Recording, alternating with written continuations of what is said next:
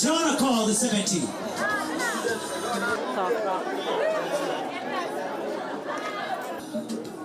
Huyo haishiwi power.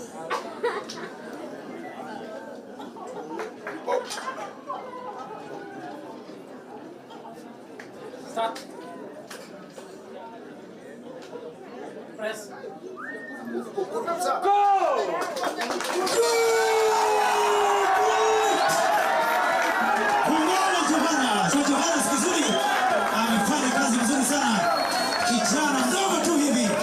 Tunaona kuna wale wamekuja kutoka nje na wako katika masomo na kuna wao ambao wako ndani ya shule na wanasoma.